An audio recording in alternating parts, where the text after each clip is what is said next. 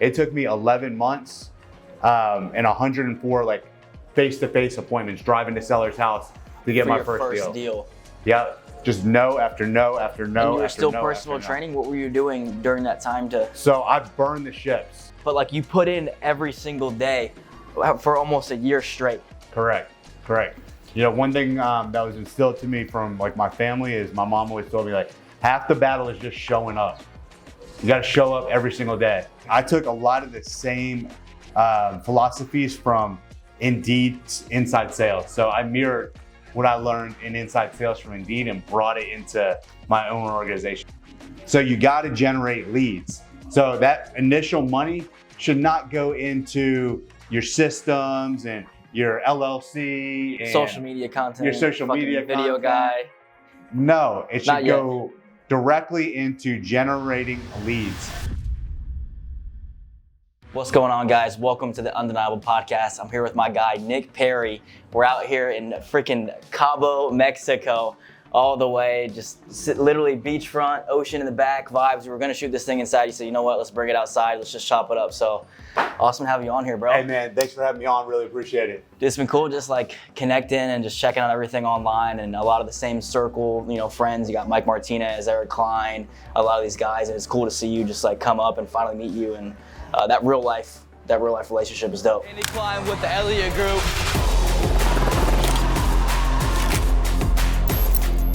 I have no limit!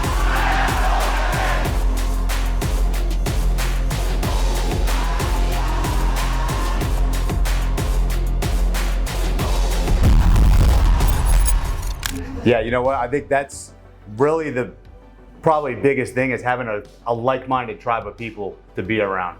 You know, we were talking about it yesterday at dinner, and it's like, you know, if you are the smartest one in the room or the richest one in the room, you're in the wrong room. So it's good to be around, you know, guys that are also pushing you to be better every single day. 100%, man. Yeah. So I want to backtrack. I want to go all the way to like the start because I love the underdogs. We were talking about just like underdog stories, and a lot of us have came just from a lot of terrible shit, just crazy stories. How did you even get like into this world? You know, like let's say for wholesaling, you know, like when did that transition start? What were you doing? You came from a regular sales job background, right?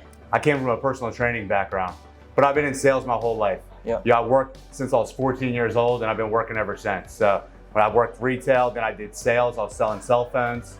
I dropped out of high school to work full time. 10th grade. 10th grade. Yep. That's crazy. I was promoted to store manager of the cell phone store I was working at, and they said, hey, well, you need to be here full time. So I chose to work over going to school. You were 15 though. Yes. So you were 15 years old. This is cool. So you were 15 years old in the cell phone store selling phones. Yep. And they were like, hey, we're going to promote you. And at that point you were like, well, let's go get the bag. And you dropped out. Exactly. Yeah, it was 18 an hour plus commission, which is a fortune. What year? In This 2006. 2006. Or no, this is 2004. And you know, how much, right now that would have been like $30 an hour. Yeah. Yeah. So that was an easy decision for me. I was like, I don't want to be in school anyways. And I finished up my high school diploma online. So I did my sophomore, junior, and senior year all on the computer. Yep. Still got to get a diploma, but I worked from that point on. At 18, I became a personal trainer. And what I realized, here's the shift, was all my clients, they were all super wealthy people. Like I trained in a really nice part of town, and you know, they were pulling up in their, you know, Maseratis, and they lived in the gated communities and the big houses. And I was like, what do these people do?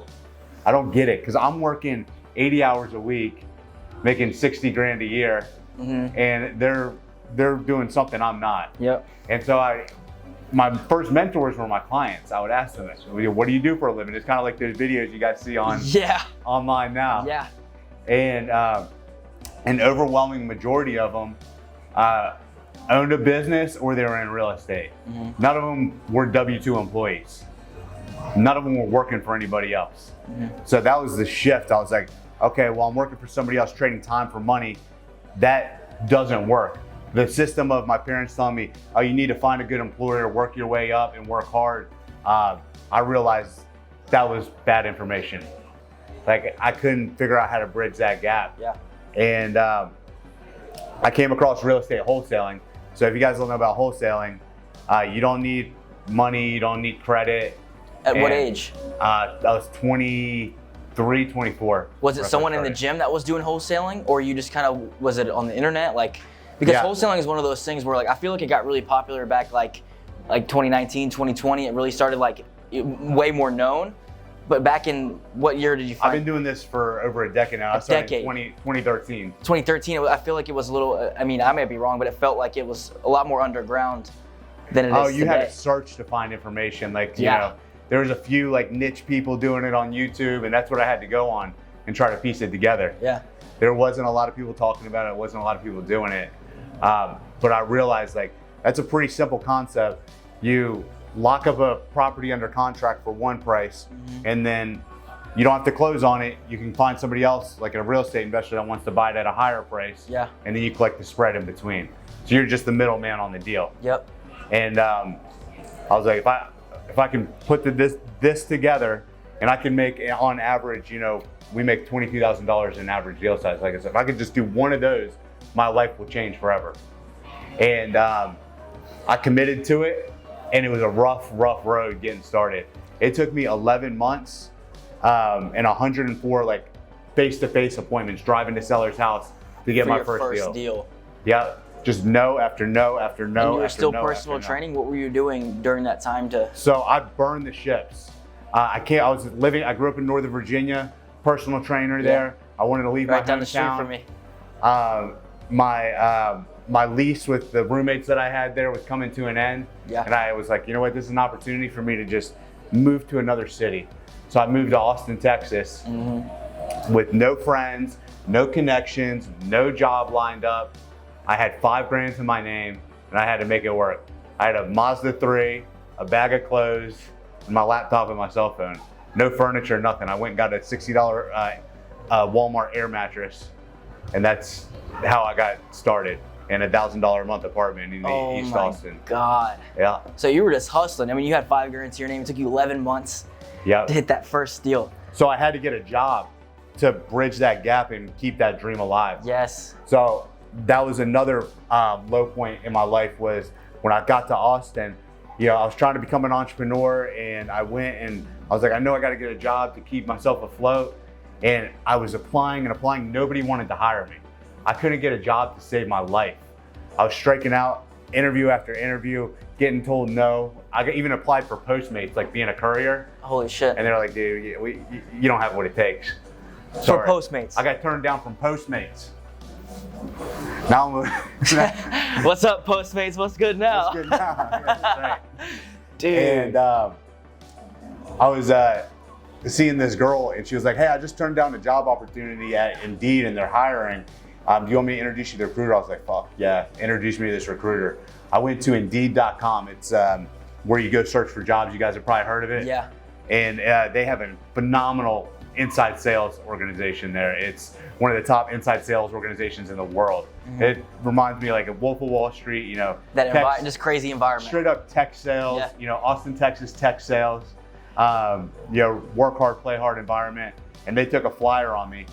And when they hired me, I was running out of money so fast. I was $800 to my name at this point, and rent was $1,000, and it was 3 days away, right? And they hired me, and I was like, I'm gonna do whatever they tell me to do. Yep. I'm gonna come in here, I'm gonna learn this craft, and at nights and on the weekends, I'm gonna keep doing what I gotta do to keep this dream alive, because I couldn't see myself working for somebody the rest of my life. You know, the only person I tell everybody, the only person I answer to is God. But I know I need to humble myself in this time period and learn the skills, because what I was doing wasn't working. So I got in there and I went from $800 in the bank to rookie of the year, top gun, like top of the leaderboard, making close to $250,000 a year. Like $215,000, $220,000 a year. Bro, what kept that vision alive? I think a lot, because how old were you at this point? I was 24, 25. So 24, 25 years old. Because there's a lot of entrepreneurs that are starting their journey like around that age. They get out of college, they maybe do or don't get the job, or they get into sales, they start to stack up some bread. That's where you see a lot of people start to like take those jump and make those risks. What do you think pushed you through? Like, what did you see that was like, I'm not gonna fucking stop and I'm gonna figure this shit out to get the job, to keep wholesaling, even though I moved, to not go back to not, like, what was it? Did you see that, like, is it an internal thing where you just like, I know that I'm gonna figure this shit out? Or is it like, was someone just showing you those huge checks and you're like, I'm worth that? Like, what was the? A few things. My number one core value is freedom. My entire life I grew up, I was always getting in trouble. I was the one getting kicked out of class. I couldn't stand being told what to do. Like, I'm that rebel, stereotypical entrepreneur, right? That's one thing. So freedom being my North Star, my number one core value. Yeah. It's not even about the money, but I love money, don't get me wrong. Number two, I just got that dog in me to, when things get hard, like, I just have that champion mindset, like, I'm gonna figure it the fuck out, right? It doesn't sit well with me losing. I hate to lose. Like, it'll drive me nuts to lose. If I feel like I'm getting defeated, I have to figure out some way to get on top. I'll try something. If that doesn't work, I pivot and I try again. And if that doesn't work, I pivot and try again until I fucking succeed. So that is just baked into my DNA and who I am. And then third, what I told you, how long it took me to get a deal and how much I failed in the beginning. I mean, imagine getting told no 104 times and driving to 104 different appointments. But see, it's not like, it's so crazy. There's such a lesson, like, just in this conversation right now, because it wasn't a week, it wasn't a month, it wasn't 10 deals, it wasn't 50 deals, it wasn't even 100, it was over 100 deals. And then it's not like, oh, I did 100 phone calls, 100 appointments. Like, no, you set it up. Yeah, I drove hours in my Mazda 3 with no AC. Yeah, you were thinking that probably over half of those were good, oh, these are gonna work, this one's gonna be the one, because you had a good conversation, set the appointment, drove there, nothing. Correct. Completely just like getting shut down. Correct. And it came down to sunken cost fallacy. So what sunken cost fallacy is when you put so much into something, you've sunk so much into it, you can't lose now. Yeah. Right? I put so much time into it, so much, like, it was my net worth, like everything I put into it. And so I remember like appointment number 75, I started having those voices like, well, maybe other people can do it, but I can't. Maybe I'm not cut out for this. This is not the best industry. Maybe this is fake. It's not even a real thing. I'm just being led down like some wild goose chase by like these people on the internet. And then I sat to myself and I thought, I was like, I put everything into it so far. So like, I didn't come this far to only come this far. Yeah. I will make this fucking work. Either there's two things are gonna happen. It was like 50 Cent. I was like, I'm gonna get rich or I'm gonna fucking die trying. Yeah. And I was prepared to just torture to the ground. I was like, dude, if I have to, live out the back of the grocery store and make calls on my cell phone, I'll fucking do it. I don't care. I always tell everybody, man, like, you can't fail if you don't quit. And I know it's such a simple statement, but I see so many people, it's like, they start to look for other options. They entertain other options. It's like being with your wife, but you kind of still are like checking out other women. It's like you're not 110% with where your feet are. And that's why you don't see success. And I don't even think it was that you didn't necessarily just not give up, but like you put in every single day for almost a year straight. Correct. One thing that was instilled to me from like my family is my mom always told me like, half the battle is just showing up. You gotta show up every single day. And there's another thing she instilled in me, which is stick-to-itiveness, which in 2024, nobody fucking has. Stick-to-itiveness is the ability to stick with something long enough to see true success. I've been doing this over a decade now, and I still feel like I'm just getting, warmed up, and I'm still learning. But success is not overnight, and you're gonna have massive amounts of setbacks and challenges, and that's part of the process. So over the last 10 years, roughly, what do you do in a year, roughly ballpark, with your companies? With our You're making millions. Yeah, I mean, combined with all of our companies, like 11 or 12 million. 11 or 12 million. Yeah. What do you think is the biggest setback that you've had over the last couple years, even though that you've made a lot of money? Because I think a lot of people think that like, money solves everything and there's no fucking real problems when you have money. If anything, the problems get bigger. But like, what's one of the biggest setbacks that you've had recently? Yeah, I mean, heavy is the last year. That wears the crown. In the past year, I had major health issues. So I had issues going on with my heart where I would just be sitting here having a normal conversation and then my resting heart rate would go through the roof. Fuck. Like 180, just sitting here. 180? Yes. But I'd have to go to the emergency room. That's like full sprints. Correct. That's like full sprints, like not just the first sprint, like. Yep. And it was debilitating because, you know, when you don't have your health, you have nothing. It doesn't matter how much money you make. It doesn't matter, you know, anything that you built. As soon as your health goes, everything else becomes second priority to your health.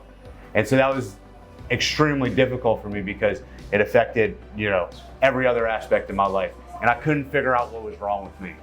So I went to the top cardiologist.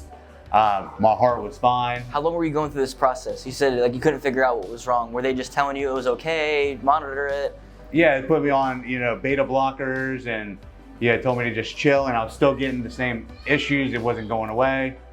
And I dealt with this for a good part of the year. I just suffered in silence. I didn't really tell anybody about it. This is the first time I've talked about it publicly.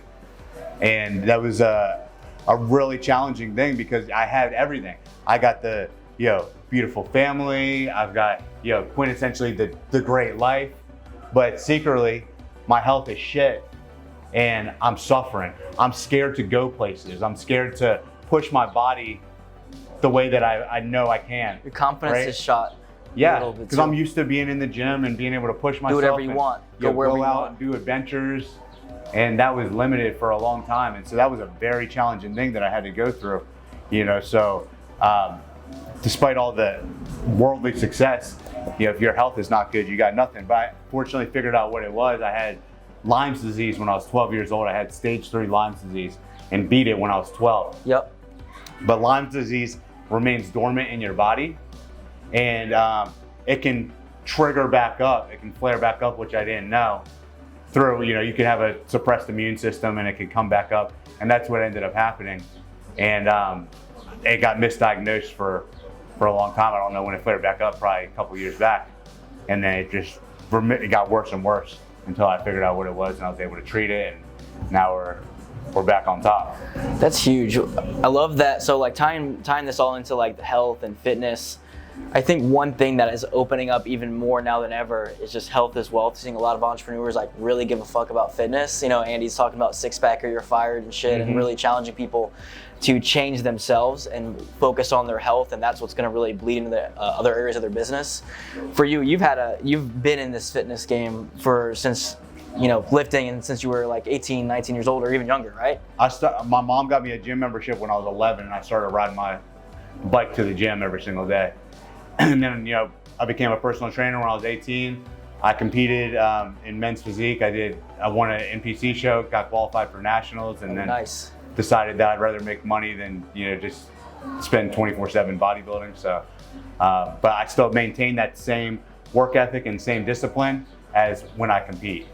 You know, I carried that right into the business world. What's your perspective on fitness inside of business and just life? Like when you see somebody who's just super sloppy, fat, do you overlook that? Can you still do business with them? Like, what's your perspective? Because I see some people, they're very indifferent. Some people are very black and white and really like, I don't like it. And some people, you know, like, what's your perspective on that? I think it's a very controversial type of thing right now. I think that, you know, taking care of yourself is basic human hygiene. If you can't even take care of yourself, why should I trust you to take care of something in my business or something that could affect mine or my family's life? Like, to me, if you can't do it, it's not only like, okay, maybe you got some genetic issue or whatever, but you shouldn't be the victim to that. Try to figure a way around it. Like I said, I've had health issues myself, so there's no excuse for not taking care of yourself first. You know, I think it shows a lack of discipline, a lack of standards in your life. To me, working out and eating healthy is the same as like brushing your teeth. Like, if you don't do it, it's kind of gross, in my opinion. Yeah, I don't have any like tolerancy for it. I watched my father pass away at 64 years old, and he should have had another 20 years. And I remember this moment when I was probably 11 or 12 years old. Ben, what's your oldest? 10. Imagine your 10-year-old coming up to you, like if you had a 10-year-old, and they say, hey, if you don't, you know, stop smoking and you know, actually take care of yourself, when I grow up and I have a wife and kids, you won't get to meet them. And then you continue to go down that path. And I watched my father really just go down that path of fast food, no working out, very sedentary lifestyle.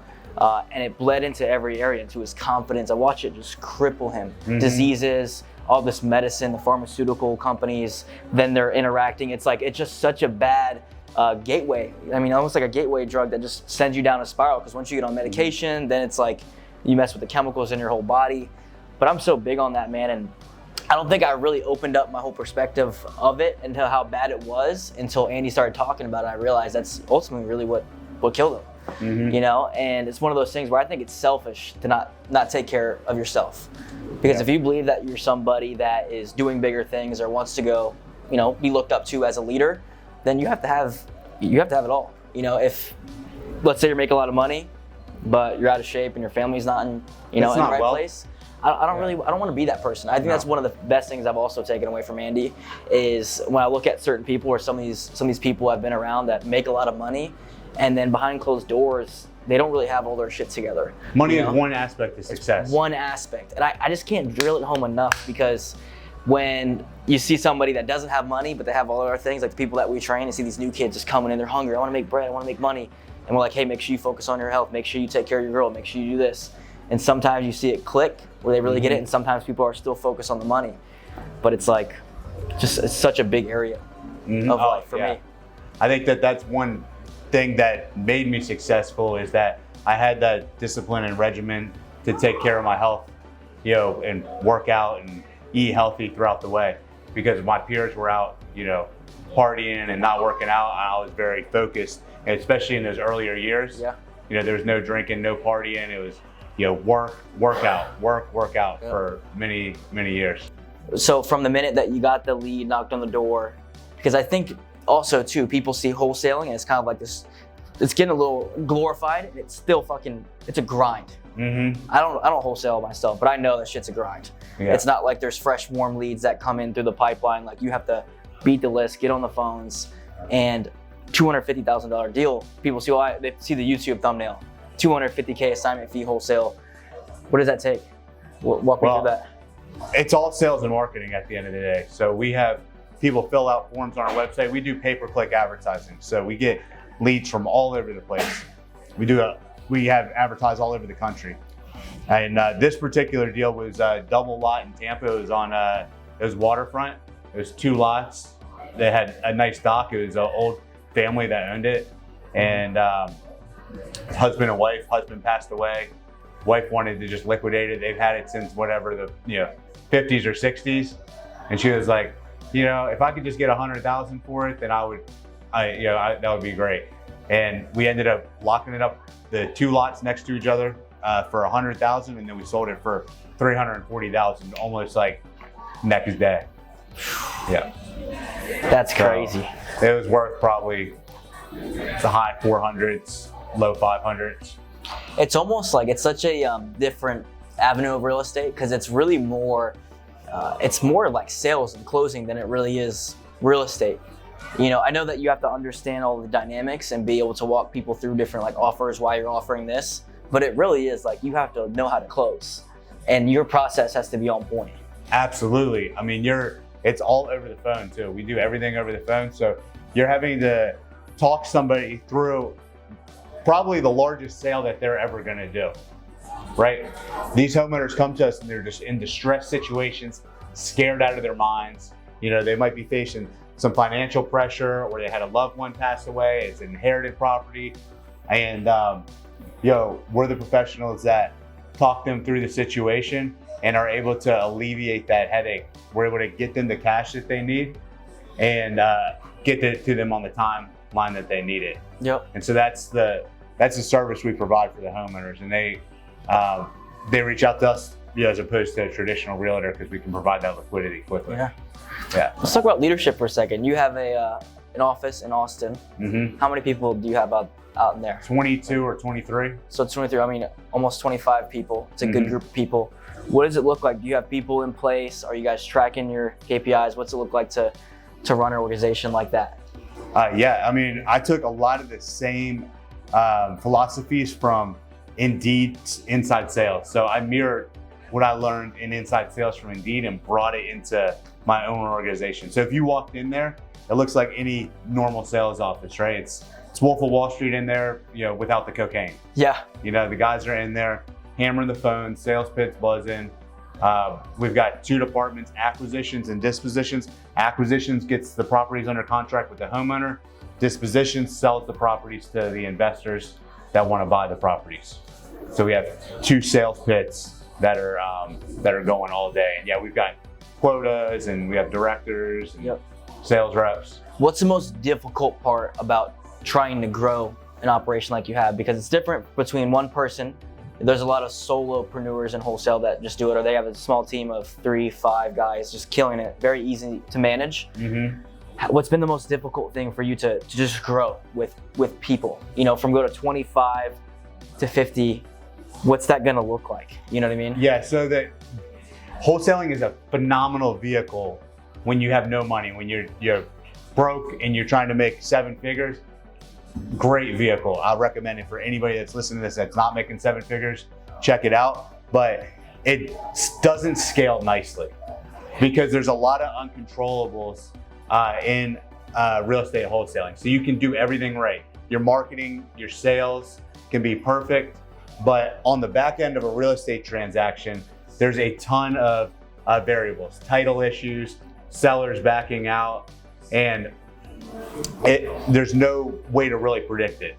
So it's not the best, smartest vehicle to scale to like 9 figures, right? It's like where we're at right now. I have a mature company that produces a great, healthy net, and we buy a lot of rentals with it. But it's not something that I personally want to scale to 9 figures just because it's not the best vehicle. That would be like trying to make your Honda Civic do 200 miles an hour. Like, is it possible? Like, you might maybe, but like, probably not. You might like as well put that money into a better vehicle. Correct. So that's why we have other vehicles, and we're continuing to grow in other companies. But I've taken leaders from my real estate organization who've been loyal and shown what they can do, and now they're getting other opportunities to work alongside me as we grow. We've been growing other companies. Kick ass. Yeah. Talk to me about just your coaching game. So you got a couple groups. You got the 7-figure cartel and you got the 8-figure cartel. Yeah. When did that start? Was someone like, hey, I'm going to pay you for your time? Was it like, I'm going to take over the game because I know what to do, how to scale this thing from 0 to freaking 15 million? Where did it start for you, bro? And walk me through where it's at today. Yeah. So, we've been doing this over a decade. So we had a lot of people reaching out to us, years. We've been doing coaching now for 3 years. I never said I would do it. I was like, I'm not doing it. I'm not doing it. I'm not being a coach. I'm not being a guru. Absolutely not. But people would come up to me every day. Hey man, I'll pay you $1,000 an hour for your time. Absolutely not. It's not worth my time. I had people, hey, I'll pay you $3,000 an hour for your time. I was like, okay, I'll jump on the phone with you for 30 minutes, right? And then I had a line of people, and they were like, it just got to the point where these one-on-one calls were taking up too much of my time. I really value my time. You have to. And so I was like, all right, I'm just gonna put everything into bite-sized modules and break down. I'm gonna take this brain and put it into a digital format. And then I'm gonna work with groups during, I'll do like 1 call a week with everybody to help them implement it. And so that's how it started. And now it's evolved to, we have over 500 members in our 7-figure cartel. And we keep our 8-figure cartel for very select people. Yeah. So it's a smaller group, but it's been phenomenal just seeing the success that's come out of that, because I compressed 10 years of knowledge, into that, where I'm seeing guys come in with 0 wholesaling experience, doing multiple 6 figures a month within 4 to 6 months. And I told you it took me 11 months to get my first deal. Yeah. Right. I love seeing guys like you come into the coaching space, because it's one of those things where in my opinion, the reason I do this is because the public enemy number one for me is the public education system. It's like they're teaching the wrong things. It's a waste of time, waste of fucking money. If your goal is to, beat the system, it's all rigged for you to just follow rules, be an employee, and it's all set up that way for a reason. And so I think it's badass because we need guys to come in and teach every single industry. I mean, imagine if we had 1,000 different vetted coaches for every industry, and you could go to them and you could save thousands on tuition and just go in from wherever you're at from high school to maybe 6 months later getting right into the career that you want to get into by just paying that person out. I think we're in a shift right now. I know we're in a shift of just knowledge, of education. And I think it's awesome to see for the people that are really taking advantage of it, because I think on the other side of that, I think there's a lot of lazy motherfuckers. And it's crazy because you could become a millionaire on YouTube if you wanted to. You could go right on YouTube, look up, that's probably where a lot of us started. That's probably how you're finding this podcast, how to crush in wholesale, how to, sales training. That's how I found Andy Elliott, because I just wanted to make it, What do you think the biggest thing that you teach inside of your organization, inside of your coaching? Are you a very process guy? Is it a little bit of everything? Is it what's the main thing that separates you? If someone's like, hey, Nick, I like a lot of these guys. What's the main thing I'll take away from what you teach? What I'm known for is pay-per-click advertising. So I know how to generate online leads probably better than anybody in the industry, hands down. So that was one thing that I learned very early on, was how to do online marketing. So we walk everybody through the steps of how to set up your advertising campaigns so you can crush it and get warm inbound leads coming to you. So these leads convert higher than any other lead channel out there. And people struggle because they screw up doing it themselves, and then they go try to pay an agency to do it. And then that's inconsistent results, and the agency doesn't take good care of them. And so I break it down to where I could teach a 5th grader how to do it. Like, I didn't come from a education background, like some technical marketing background. So I think at a very 3rd grade level. And so I do a really good job at just helping people break it down so it's easy and digestible, and anybody can do it. Let's say you have an 18-year-old who is coming to you. They got, Nick, I got 20 grand saved up. I want to go all in on wholesaling. What's the, 1 or 2 best tips? What's the best piece of advice that you have for me to just get started, get my first deal? Where do I put my money? What do I train on? Like, what should my day look like? What do you tell that person? And this is for any business I'm going to give you the advice for. You got 20 grand and you want to start a business, the number one thing you need is leads, somebody to talk to. If you don't have anybody to talk to, you're not in business. Once you're talking to somebody on the phone, you're in business, right? You got an opportunity to make a sale. So you got to generate leads. So that initial money should not go into your systems and your LLC and social media content, your social media video content. guy. No, it should go directly into generating leads. And your sole focus should be nurturing those leads to the best of your ability and getting sales. Educate yourself along the way. If you need to pay a mentor, pay a mentor. But those are the only 2 places that I would spend money, is in mentorship and in marketing. I love when you say nurture the leads. What does that look like? Because we're taught fucking close, get in there. They're hearing Wolf of Wall Street shit. We're in there banging deals, but we're on the phone. It's like, we want to sell like a lion, but act like a lamb. Are you, when you say nurture, what does that mean to you?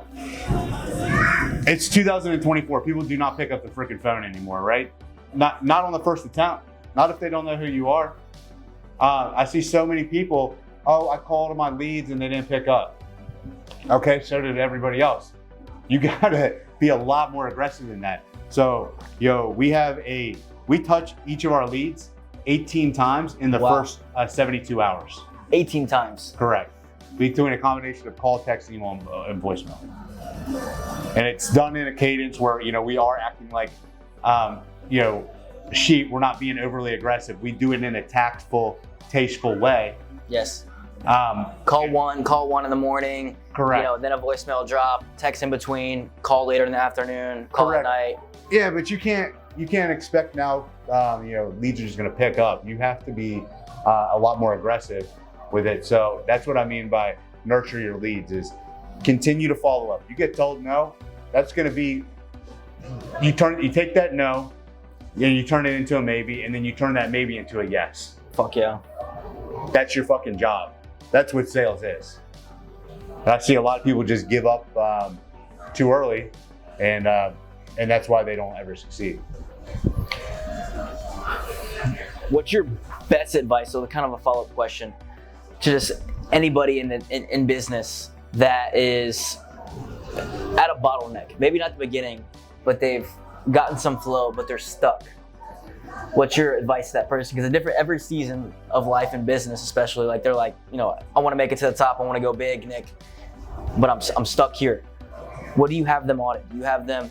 And every season is different, right? But I think the ultimate, there's not a lot of like shortcuts or hacks in business, but this is one that I'll give you, is get a coach. Find the person that you want to be like, and I don't care what you got to do, get in their circle somehow and get them to pour into you. Whether they have a program, pay for it. If you got to work for them for free, whatever, because they're going to shortcut your learning curve all the way down. It's like having a magic genie that can fix all your business problems. So I'm a byproduct of having good coaches and good mentors. Yep. And whenever I'm sitting there racking my brain and I'm frustrated, okay, this is now when I'm going to bring up to my coach. And guess what? They get me through it like magic, and I'm able to push past that next hurdle and challenge. So I'm a firm believer in having good mentors, good coaches around you. Fucking right, dude. Yep. Let's say this person, so another third follow-up.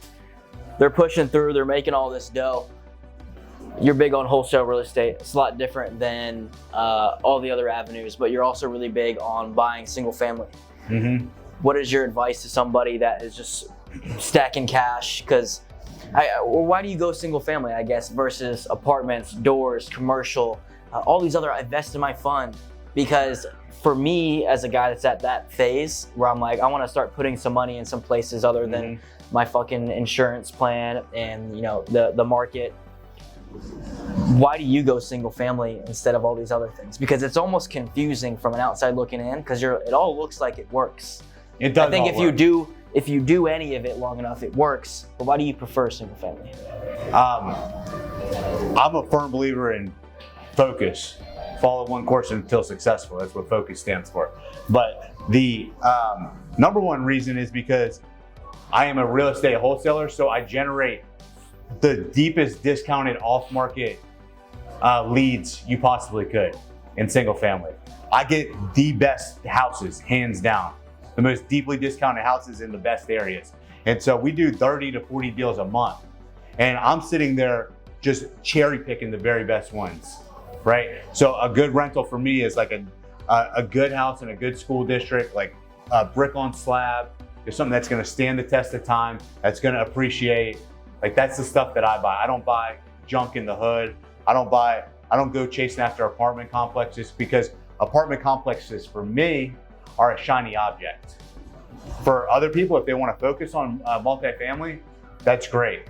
For me, I just know what I know, and I prefer single family for a couple other reasons. Is it's more liquid. It's easier to get in and out of a single family house than it is a multifamily house. Additionally, you have wild fluctuations in interest rates, completely put you underwater. So, like, let's just look at what just happened. 2022, 2023, interest rates went through the roof. Well, these people were buying multifamily properties, and they were buying them at a 4 cap, or at 4%, right? What happens when interest rates went up to 7%?